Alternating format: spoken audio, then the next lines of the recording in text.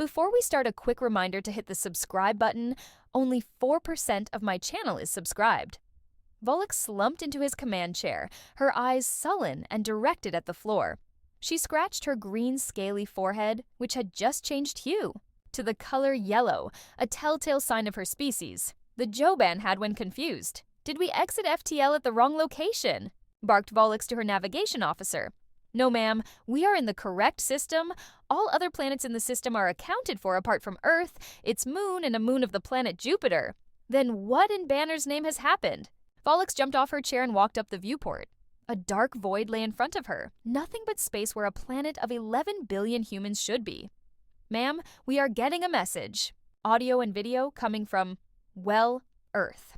300 cycles ago, Volok's grandfather, Commander Carden, was the first to encounter the humans.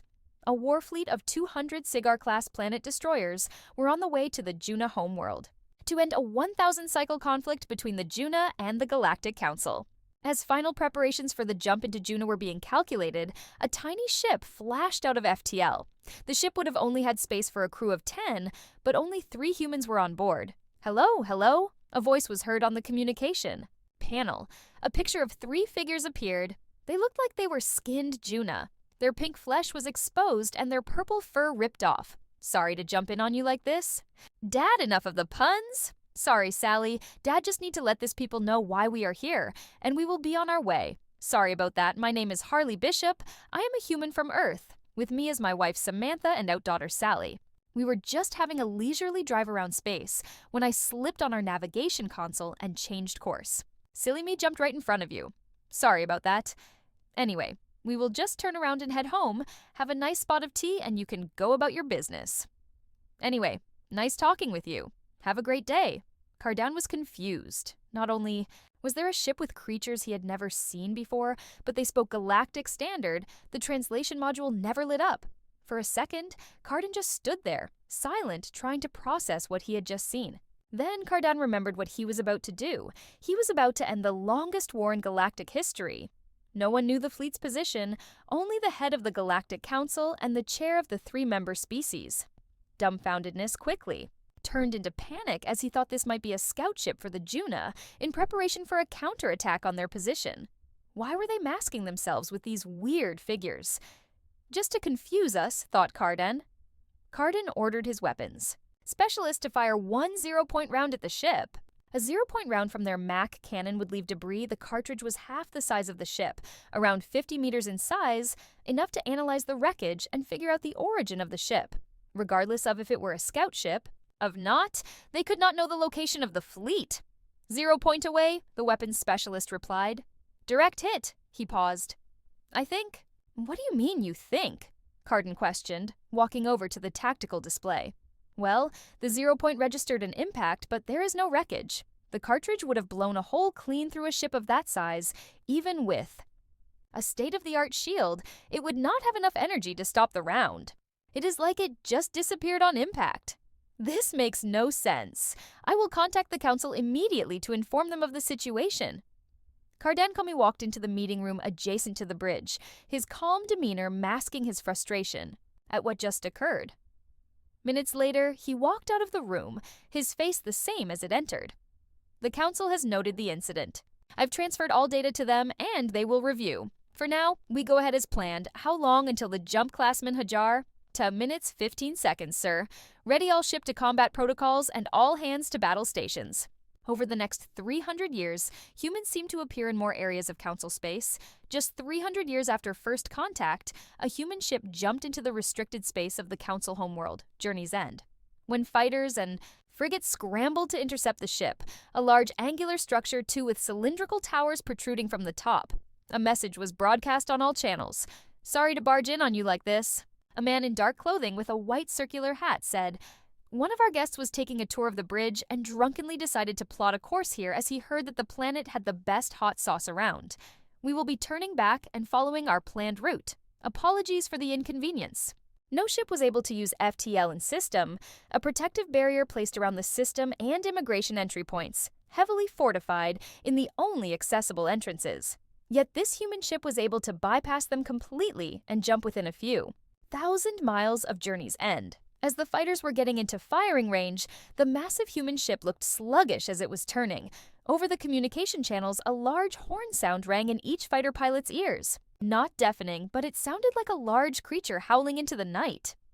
"We are within firing range," the lead fighter communicated with the council.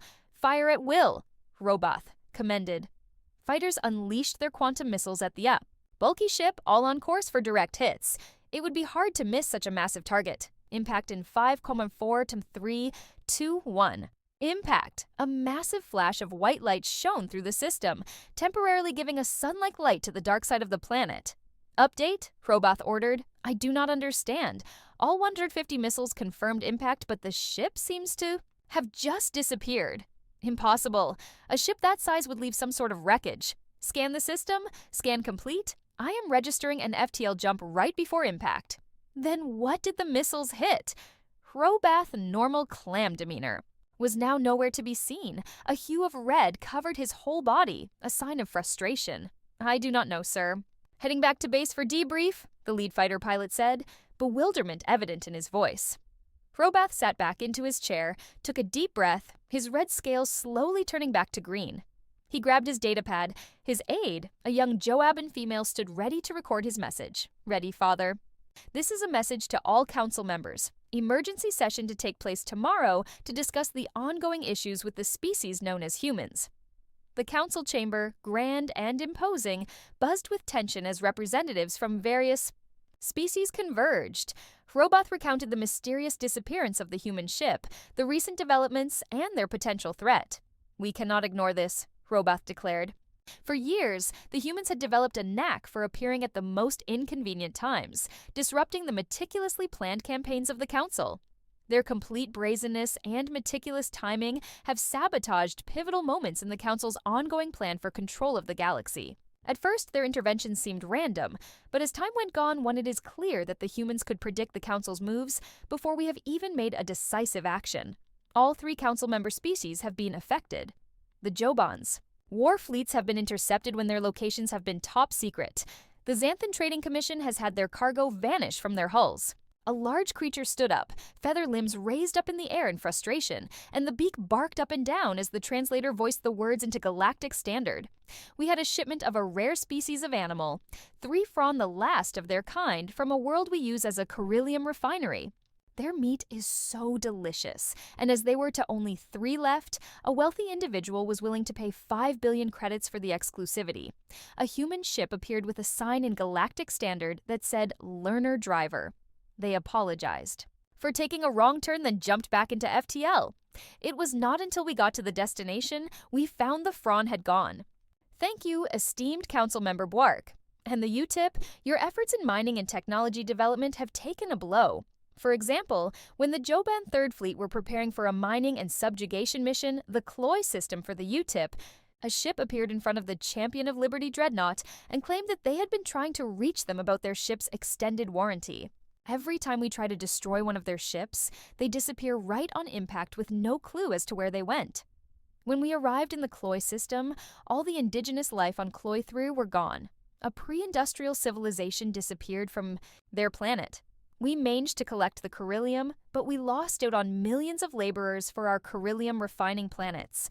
We have counted so far 132 separate incidences over the last 300 cycles where humans have intervened at critical junctures. At first it was amusing. They did not fully interfere with our plans, but over the last 50 cycles, they are appearing more frequently, and they are actively trying to hinder the Council's ability to rule and dominate the galaxy. We need to find out where these humans call home and put an end to their nuisance." The council hall murmured for a moment before the vote was counted. All 412 world leaders approved action. Determined to uncover the whereabouts of Earth, the council launched thousands of reconnaissance ships into the depths of the galaxy. These vessels were equipped with the latest scanning technology and cloaking devices, designed to evade detection as they scoured across countless star systems. The search was relentless and methodical, driven by a collective resolve to put an end to the humans' interference once and for all. For 2 cycles, the recon fleets traversed the galaxy. The council members grew increasingly impatient, their frustration mounting with each passing cycle without concrete results. Finally, a recon ship detected an unusual energy signature emanating from a distant sector. Cross-referencing the data. With the Council's archives, they matched the FTL signature to that of Earth ships, and it became clear they had found Earth. The recon ship jumped into the system. After scanning all the planets in the system, a blue-green planet showed signs of life, and signals were emanating from the surface. When locking onto a signal, a video appeared on the screen. A camera in a home or shop with 6 humans sitting and talking, holding beverage containers with what they called coffee. The Council had finally found the human homeworld. Once the message got back to the Council, a massive war fleet was assembled, bristling with the most advanced weaponry and formidable ships from across the galaxy. Their destination? The Earth solar system. Volux, there you are. I hope you are keeping well, and congratulations on becoming the commander on the Warfleet. Your grandfather would be so proud. Thank you, High Council Hroboth. It is an honor to be able to finally put an end to the vermin humans. Your grandfather was the first to encounter the humans. Now you will be the last one to see them alive. Reports from our recon ship confirm that the planet they call home, Earth, has no defenses. The only ships in the system is civilian and commercial, so go and claim victory for the Galactic Council. Ma'am, we are getting a message. Audio and video coming from, well, Earth. Volux snapped back to reality. High Council Hroboth would be expecting her to communicate total victory soon, and reliving her word to him only enhanced the anger and confusion. On screen, Volux shouted. Let's see what the hell is going on here. Greetings, esteemed council members. The message began, the voice dripping with mockery, a human woman dressed in a white suit, a fawn sitting on her lap, asleep while the woman stroked it. We regret to inform you that Earth is currently unavailable. We have decided to relocate the Earth to the Andromeda Galaxy and have a home-warming party with the Juna. A video appeared of the Juna homeworld, a planet that the Council thought they had destroyed over 300 cycles ago. The video rooms in to show the Juna people, alive and well enjoying a brown beverage with white foam at the top. Then, of the planet of Cloy III. Shots taken from high orbit showing the species of that planet, just living their lives in huts and farming the land. Sorry about the smoke and mirrors. We swapped the Juna homeworld with a fake buildings and everything. And 15 billion little bots that made you think there was life signs on the planet. They were a peaceful species until the Council decided that they wanted the beryllium-rich planets and moons in the system. Glassing the planet from orbit was your mistake. If you would have just gone down to the planet, our whole charade would have been found out. Nice distraction we had for you, though. Granddad said he laughed for days when he saw the confusion on your commander's face. Oh, and do not come looking for us. You will not be able to find us anyway. Not sure your council is capable of moving planets to other galaxies yet, are they? I mean, if you continue, we would be happy to send more booze cruises to Journey's End. Humans have outgrown all the petty little conflicts and wars. We are far, far more advanced than any of you realize. And, in our enlightenment, we chose peace and quiet, a nice Merlot and good time with friends and family. I implore you to consider it. You have far more time to enjoy the little things in life, and a lot less. Well, death. And a word of warning to the Council and its members. If the Council try to invade, subjugate, or blockade any other species in the Milky Way, we will just have to bring them over to us and show them a good time. Anyway, this is Admiral Samantha Bishop signing off on behalf of the humans and Juna of the Andromeda Galaxy. The message ended with the image of a dazzling party, humans and Juna raising their glasses in a toast, 100s of Fron cuddling up to humans, and Juna before the hologram dissipated into the void. Now enjoy next story. I liked her job. The Terran mothball fleet didn't actually need a caretaker. The ships that comprised it were all completely self-maintaining, and the AIs that ran the vessels were the most patient, selfless, and ethical humanity, or any of the other species of the consortium had ever devised. But protocol and multiple treaties, especially with the methane breathers, demanded a biological human oversaw the enormous warships. Yue remembered when she was just 19 and sheepishly had to look up what a mothball was. A stinky ball of hydrocarbon crystals from pre-space Earth that repelled moth larvae from eating sheep wool clothing kept in storage. Weird, and Yui liked the solitude. Her psych profile was compatible with being the only living thing within 50,000 light years, parked in a random, highly secret spot, looking down on the Milky Way from galactic north. You honestly thought of her job in reverse. The mandated breaks, or vacations somewhere in consortium space, was the job and the work she endured. The more human-populated, the better, at least according to the Terran Defense Directorate's psychologists anyway. When she made the mistake of visiting Vren worlds twice in a row and spent a few weeks looking over the enormous continent. Sized artwork of the sentient glaciers. Directorate Psych was pestering her with all sorts of helpful advice for over a snotted year. So she gritted her teeth, and over the years, she'd figured out the minimum density human settlements that she could vacation at, and the Directorate would leave her alone. Besides, she wasn't actually alone. The entire Terran mothball fleet were her friends. Her best friend was also the most famous ship in the fleet, TDD-001 Irmo Aludo, Terran Defense Directorate Brother Lunatic, the very first of the MAB CS class, Mobile Assault Base, Constructor, Ship, the revolutionary technology, besides humanity itself joining the consortium that had turned the tide in the Liquidator War. A MAB CS was a rectilinear, box-like affair longer than the diameter of Ceres back in Sol system, full of 4 counter-rotating McKendry habs, complete shipyards, a congruency drive that could displace an entire Earth-sized world, an absolute last resort, a weapon. The world in question would not survive the move, no matter where it was sent. And a MABCS also holds kilometers of enormous launch chow catch mass drivers for boosting 5-kilometer-long battle cruisers, 2,500-meter-long destroyers, and 950 frigates into battle, and catching them on return. It could enter an uninhabited star system, eat asteroids, and strip mine smaller planets and moons, and build entire fleets. And most importantly, build more MAB-CSs. Liquidators was a literal semiotic translation of their symbolic language, because everything and anything in the Milky Way that existed was theirs, to liquidate for use. When humanity met the consortium, they got the good news, bad news information. Hi, let's be friends, but we gotta warn you, there's these implacable guys called liquidators that are going to eat everything. We're fighting them, but we're losing. And humanity said, well, nice to meet you too. We're, kind of ashamed to say so, but we're really, really fucking good at war. So, we can probably help. These liquidators are obviously going to try and eat us, too, right? And humanity was indeed really, really fucking good at war. So good, the liquidators took notice and focused their entire attention on the consortium. Oops. Then, and the TDD still won't say how, to the point it's apparently a very big but very quiet problem within the consortium. The first MABCS Irmo Aludo arrived. Then, ever more quickly, there were 2, 4, 8, then 16. A lot of shit exploded, planets disappeared, new asteroid belts took their place. And the liquidators are no longer an existential problem for at least 27 different species, including the rather standoffish methane breathers that aren't actually part of the consortium, and it was. Thanks a lot, humans! Phew! Wow! Yeah! Wow! So, could we put this ginormous battle fleet away somewhere? Safe, please?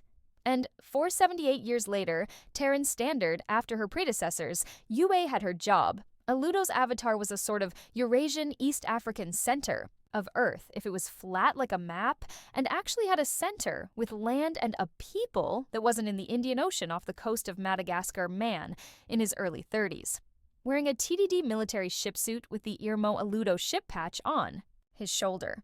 No name tape on the chest, as it was obvious who he was, and no rank. As a ship AI, he was simultaneously below a recruit in training and above a 5-star fleet admiral.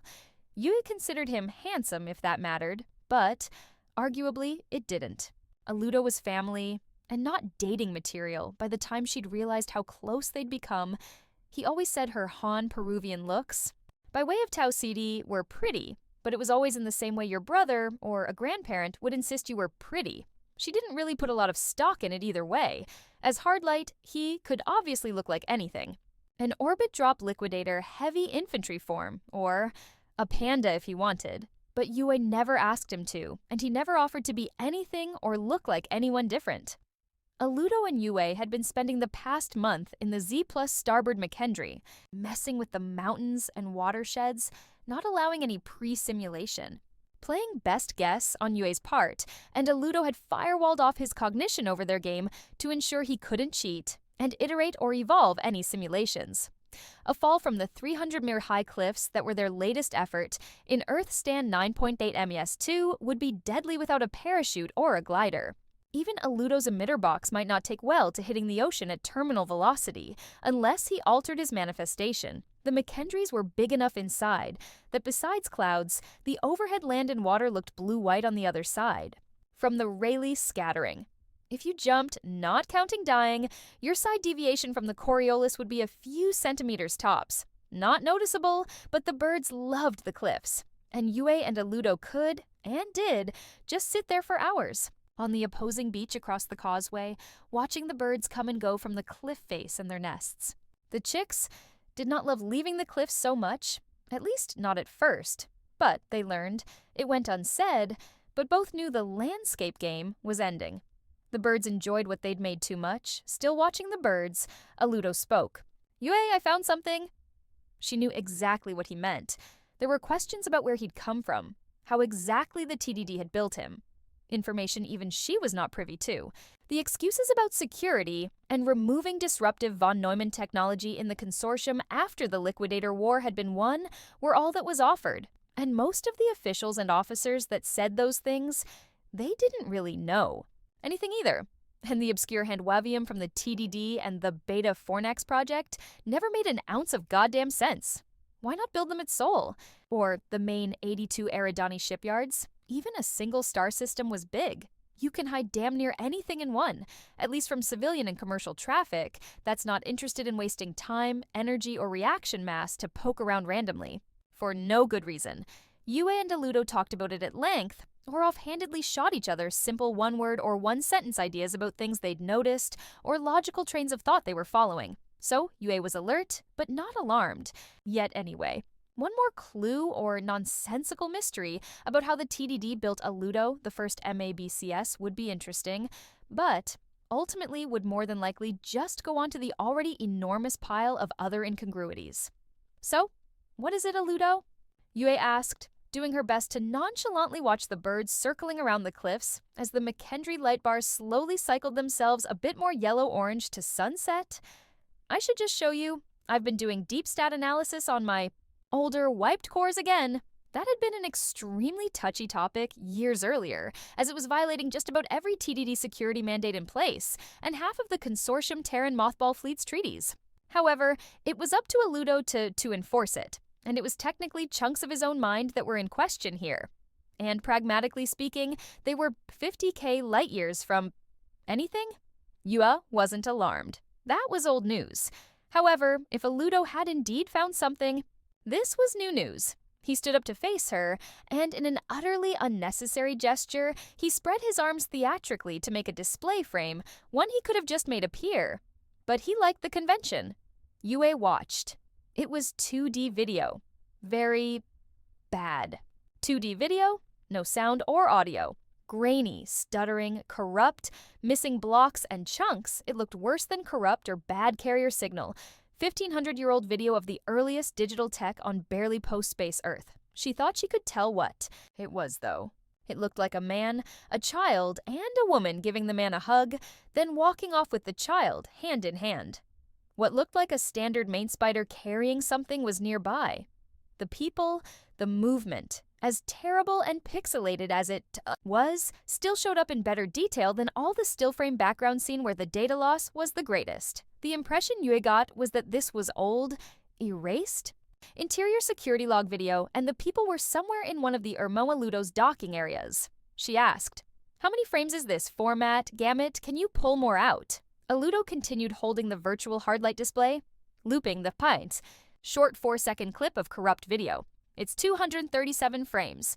104 of them are interpolated, so there's something for you to look at.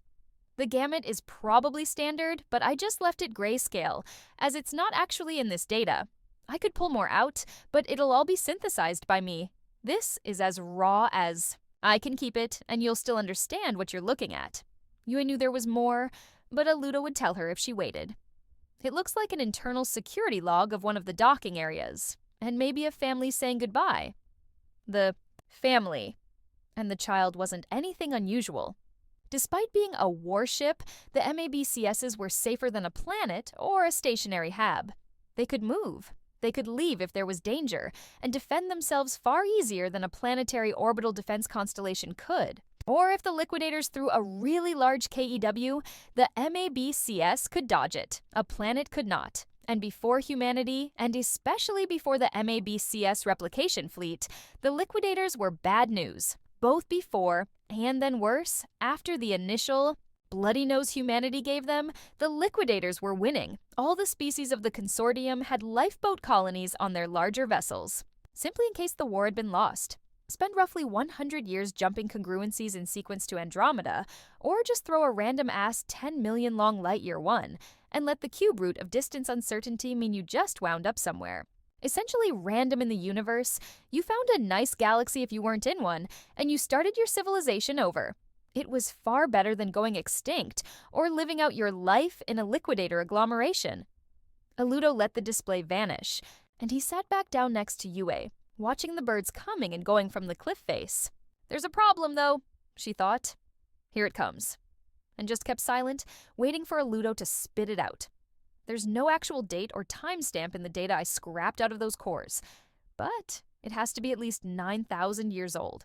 Yue just instinctively blurted out, what? And stopped watching the cliff birds and stared directly at Aludo.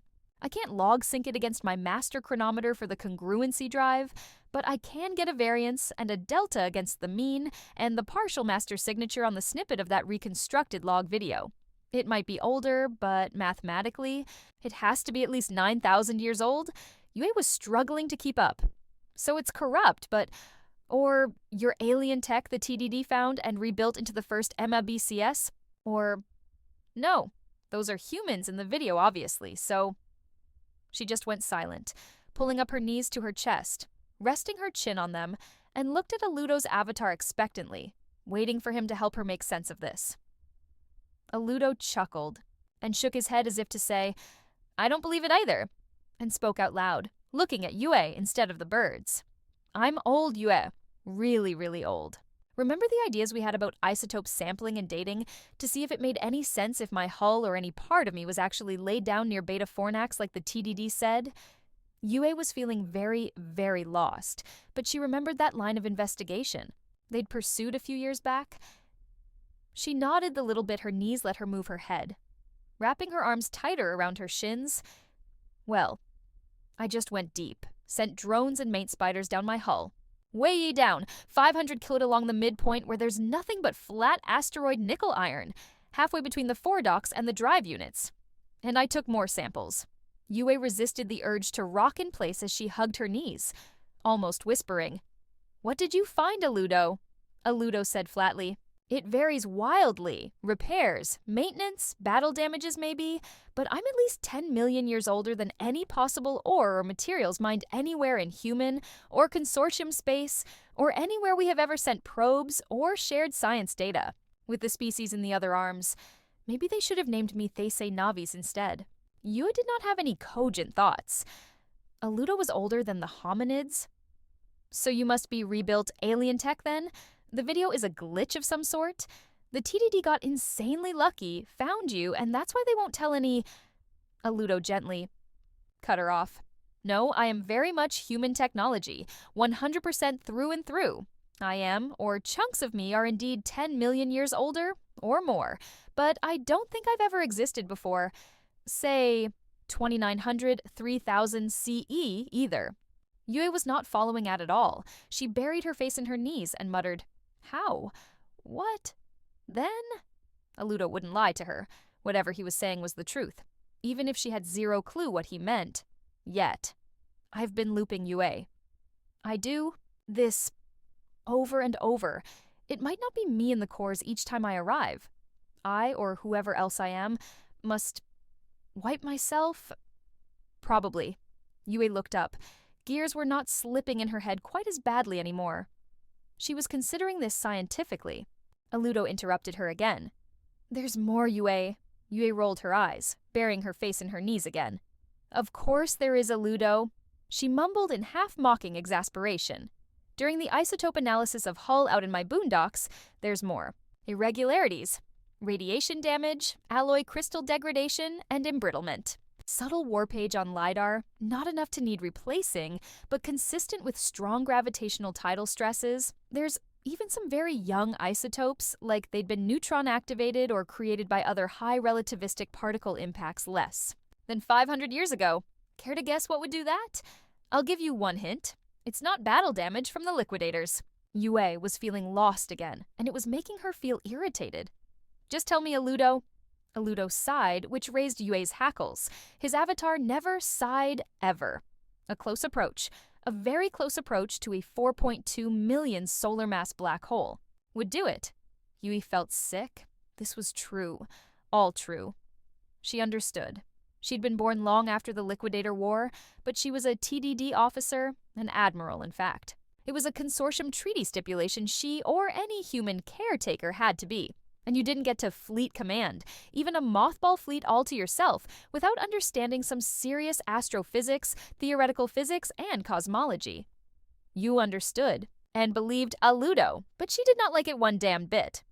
It took the better part of a year to round up all the animal life in Aludo's 4 McKendries and transfer them to the other MABCSs and a few of the medium classes that had a smaller pair of O'Neill-sized halves counter-rotating for torquey cancellation in them too. Yu sent the Corvette tender she took to and from the Mothball fleet, straight to Sol. Its smaller but dutiful AI carried a simple text message from her: return in 2.5 STD years, assisting the TDD-01 Irmão Aludo with final prep. All with appropriate clearance know for what and why, NTFI, the Konzar TM, as needed. Prep, Dark Select Mothball Fleet, RePLCMT, Caretaker Retirement, submitted on return, DADM, Ucontera SBDD, Blocksig 4015578ALC. The plant and single-cell biomass in Aludo's 4 McKendries was forfeit. They would not survive the trip, but presumably, their organics would be needed to rebuild their ecologies when he re-established contact with the TDD, approximately 500 years ago. It wasn't as nice without the birds, and the ecosystems were getting a little unbalanced without any animal life in them. The air was a little musty or off, like a storm or a seasonal bloom of something on a water-oxygen planet. But Yue and Aludo spent time by the cliffs anyway.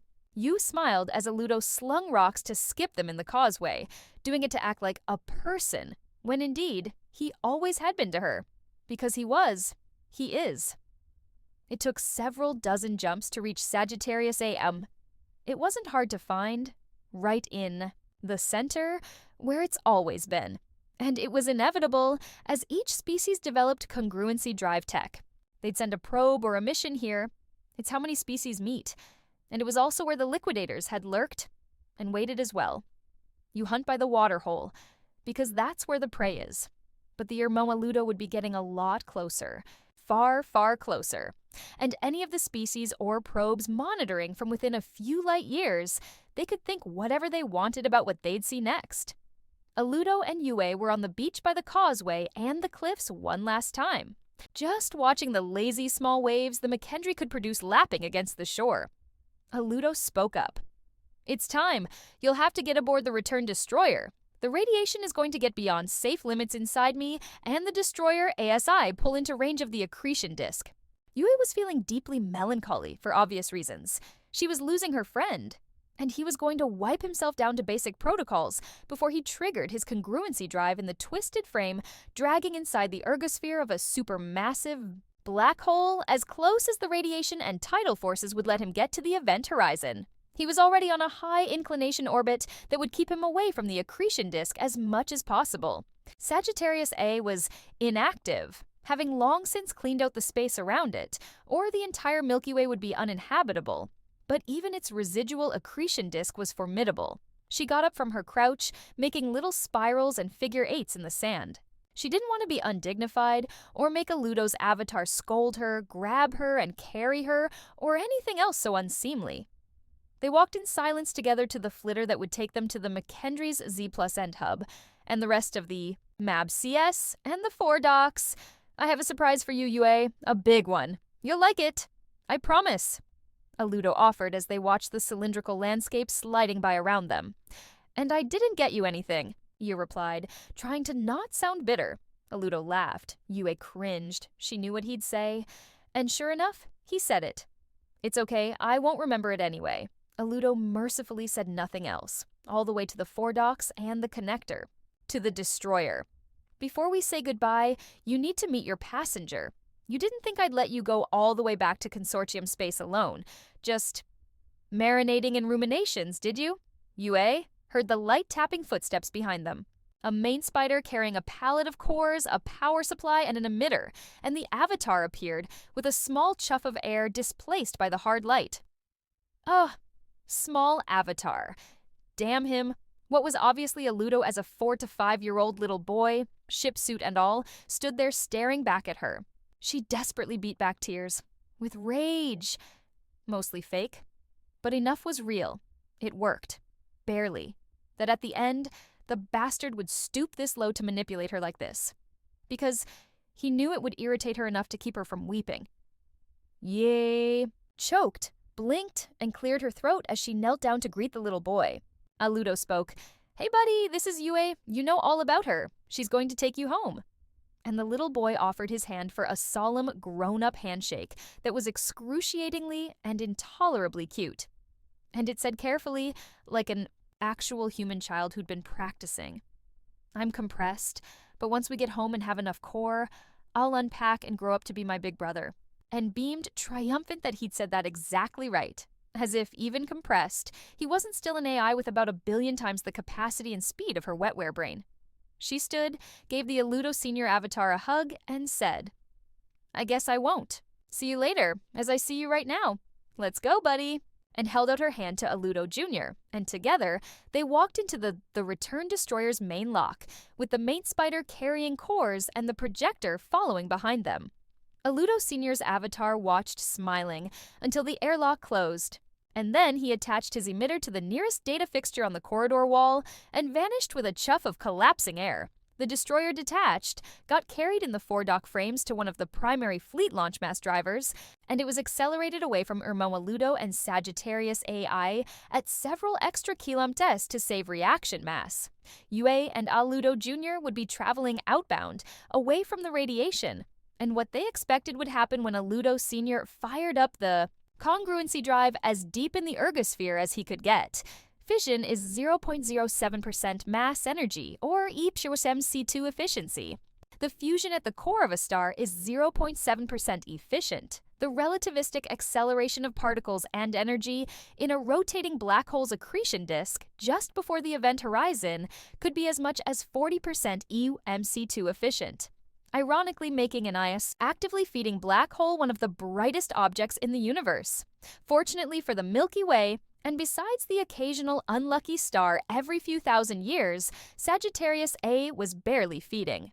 Just on dregs and random bits of interstellar hydrogen, but that was enough. Even through the hull and the shielding, the plant life, bacteria, fungus, protozoans, and all the other simple life in the McKendree cylinders was beginning to die. It wouldn't even rot, as there'd be nothing alive able to rot it. Aludo would ensure the interior water and atmosphere was balanced and let them freeze. Meanwhile, he wanted to give the last bit of data and telemetry to Yue and Aludo Jr. They'd need accurate data to both stay as long as possible and cross a congruency before the light front of his loop departure reached them.